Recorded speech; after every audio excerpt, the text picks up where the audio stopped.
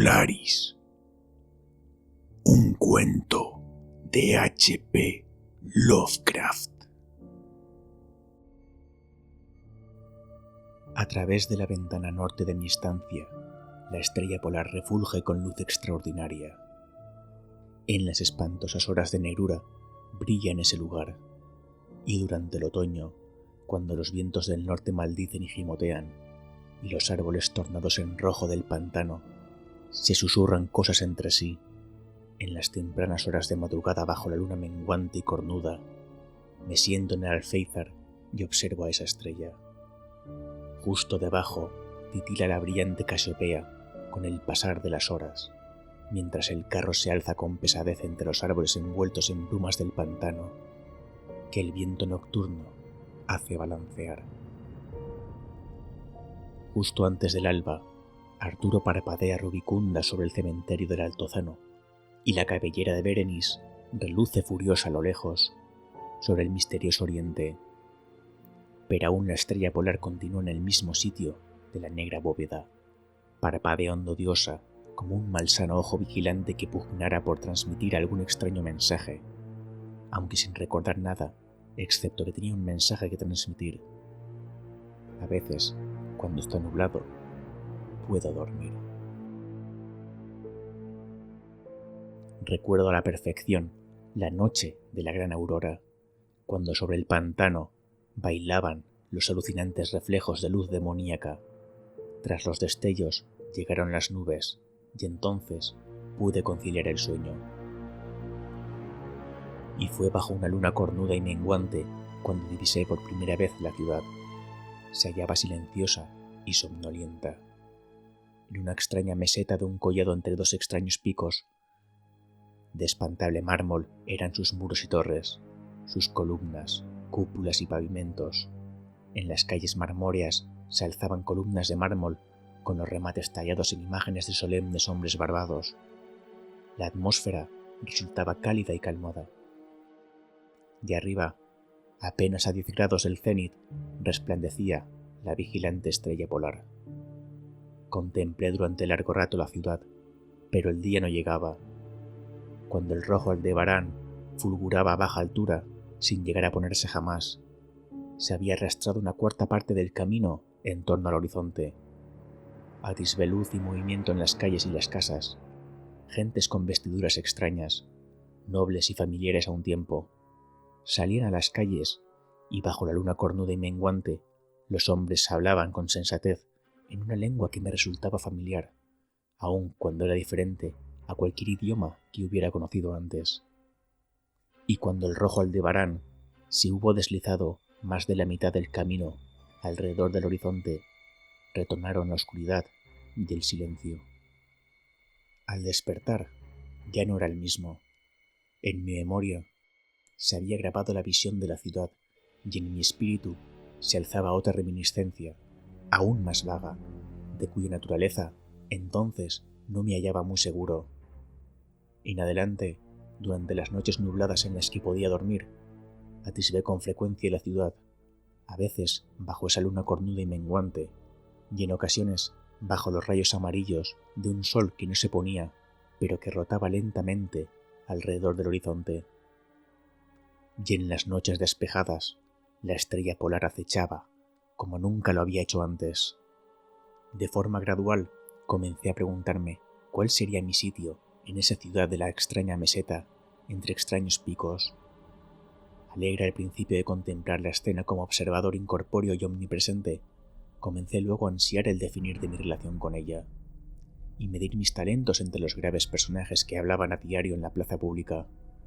Me decía: esto no es un sueño. ¿Por qué medio podré probar su superior realidad sobre esta otra de la casa de piedra, del siniestro pantano y el cementerio del Altozano, donde la estrella polar escudriña a través de mi ventana cada noche? Una noche, mientras escuchaba la discusión en la gran plaza de múltiples estatuas, percibí un cambio y noté que tenía al fin forma corpórea.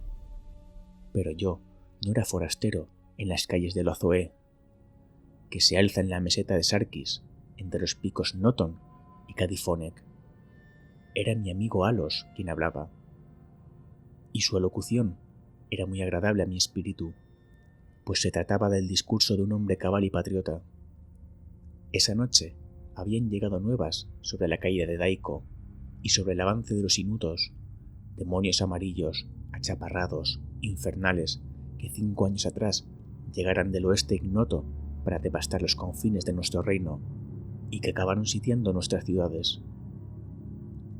Habiéndose apoderado de las fortalezas al pie de las montañas, ahora gozaban de paso franco a la meseta, a no ser que cada ciudadano pudiera hacerles frente con la fuerza de 10 hombres, ya que las criaturas estaban curtidas en las artes de las guerras y carecían del honor que disuadía a nuestros hombres altos y de ojos grises de Lomar de lanzarse a una conquista despiadada. Mi amigo Alos era el jefe de todas las fuerzas de la meseta, y en sus manos estaba la última esperanza de nuestra patria. En esta ocasión hablaba de los peligros que habría que afrontar y exhortaba a los hombres de Lozoé, los más bravos entre los lomarios, a mantener las tradiciones de los antepasados, quienes, al verse obligados a emigrar al sur de Zopna, ante el avance de los hielos, tal como nuestros descendientes habrán algún día de huir de la tierra de Lomar, arrojaron valerosa y victoriosamente ante sí a los peludos y bracilargos caníbales, Nofekex, que se interponían en su camino. A mí, Alos, me había denegado el alistamiento, ya que era enfermizo y propenso a una extraña debilidad ante cualquier tensión y esfuerzo. Pero mis ojos eran los más agudos de la ciudad, a pesar de las horas que cada día empleaba en el estudio de los manuscritos minacóticos y la sabiduría de los padres zopnarianos. Pero mi amigo, no queriendo condenarme a la inacción, me otorgó el empeño que resultaba el penúltimo en importancia. Me envió a la torre de vigilancia en Zapnen, donde serviría con los ojos a nuestro ejército. De intentar los inutos conquistar la ciudadela a través del pico de Noton, sorprendiendo así a la guarnición, debía encender el fuego que pondría sobre aviso a los soldados de guardia, salvando así a la ciudad de un inmediato desastre. A solas ascendí a la torre, ya que hasta el último hombre era necesario en los desfiladeros de abajo. Mi cerebro se veía dolorosamente ofuscado por la excitación y la fatiga, ya que no había dormido en muchos días, aunque mi propósito se mantenía firme, porque amaba mi tierra natal, Lomar, así como la ciudad de mármol o la Zoé, ubicada entre los picos Noton y Cadifonek. Pero, mientras estaba en la estancia superior de la torre, observé a la cornuda luna menguante, roja y siniestra, estremeciéndose entre los vapores que pendían sobre el lejano valle de Banov, y, a través de una apertura en el techo, resplandecía la pálida estrella polar, agitándose como si estuviera viva, espiándome como un demonio tentador. Creo que su espíritu me susurraba malvados consejos, arrastrándome a una traidora somnolencia con una promesa condenadamente rítmica que se repetía una y otra vez. Duerme, vigía, hasta que las esferas 26.000 años hayan girado, y yo tornado al sitio donde ahora fulguro.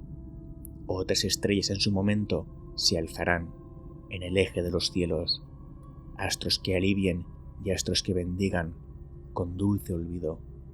Tan solo al final de mi giro, el pasado vendrá a tocar a tu puerta.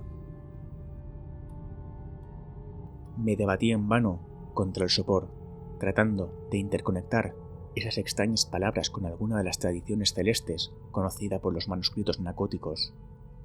La cabeza pesada y vacilante se me venció sobre el pecho, y, al mirar de nuevo, lo hice entre sueños, con la estrella polar burlándose de mí a través de la ventana, sobre los árboles horriblemente oscilantes de un onírico pantano, y aún sueño. En mi vergüenza y desesperación, a veces grito frenéticamente, implorando a las criaturas de ensueño que me rodean que me despierten, no sea que los inutos se escabullan por el desfiladero al pie del pico Noton y se apoderen por sorpresa de la ciudadela. Pero tales criaturas son demonios, ya que se ríen de mí y me dicen que estoy soñando. Se mofan mientras duermo. Y los demonios enemigos amarillos pueden estar de mientras deslizándose en silencio hacia nosotros. He fallado en mi deber y traicionado a la ciudad marmórea de Elozoé. He fallado a Alos, mi amigo y comandante, pero todavía esas sombras del sueño me escarnecen. Dicen que no existe la tierra de Lomar, salvo en mi imaginación, que en aquellas tierras donde la estrella polar brilla alta y el rojo Aldebarán repta a ras del horizonte, no existe sino hielo y nieve desde hace miles de años, que ningún hombre mora allí, excepto los demonios amarillos, consumidos por el frío que se hacen llamar esquimales. Y mientras escribo, en mi culpable agonía, frenético por salvar la ciudad, cuyo peligro crece a cada momento, tratando de espantar en vano ese antinatural sueño de una casa de piedra y ladrillo, al sur de un siniestro pantano, en un cementerio, en un bajo altozano, la estrella polar, maligna y monstruosa, me acecha desde la negra bóveda, parpadeando odiosa como un malsano ojo, vigilante que pugnara por transmitirme algún extraño mensaje, aunque sin recordar nada, excepto que tenía un mensaje que transmitir.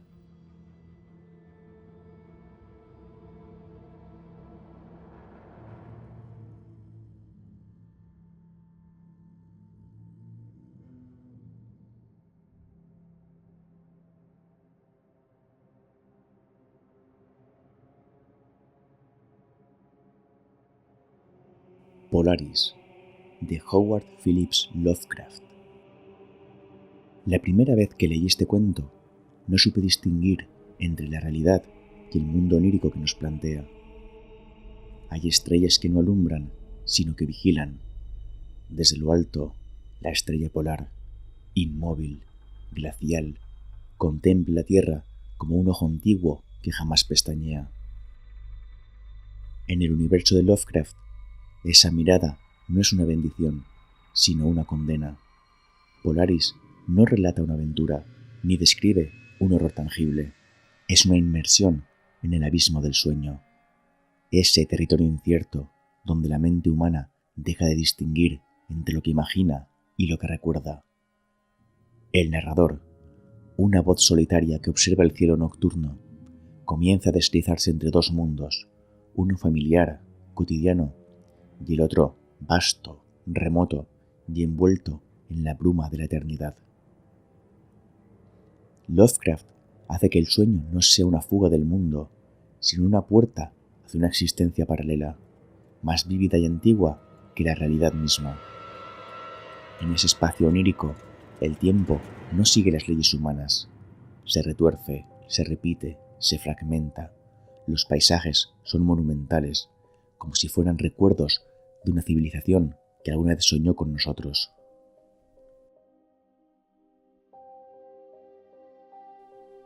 Sin embargo, lo verdaderamente perturbador de Polaris no está en sus visiones, sino en la duda.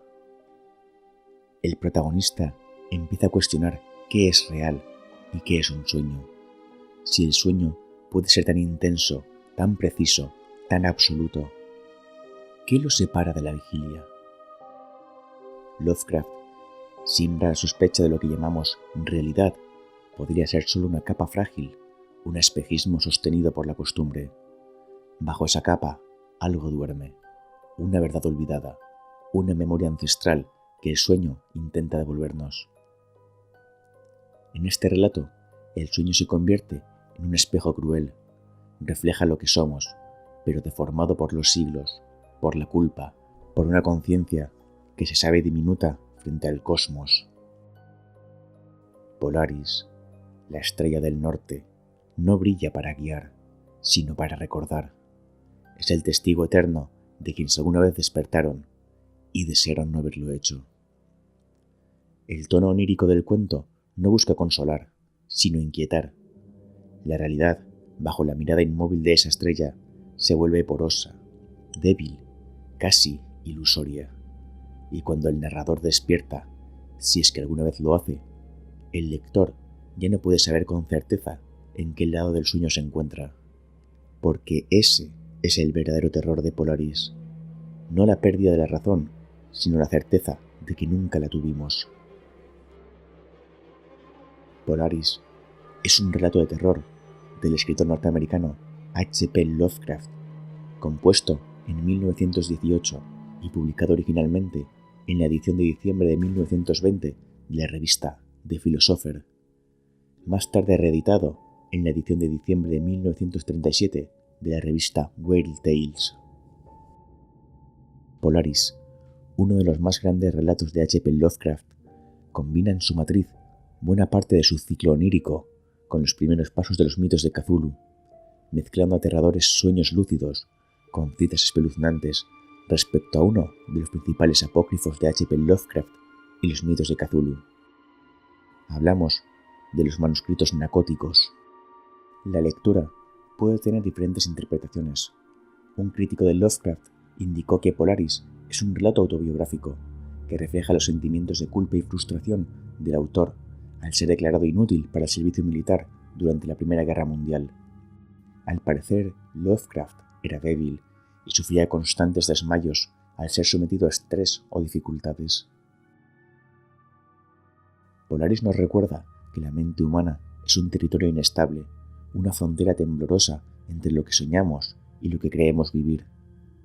En el silencio del cosmos, la conciencia se revela como un destello efímero, vulnerable a perderse en sus propias visiones. Tal vez el verdadero horror no sea despertar de un sueño, sino descubrir que nunca salimos de él. Que la realidad, como la estrella que nunca se mueve, solo observa cómo nos extraviamos intentando distinguir la vigilia del delirio.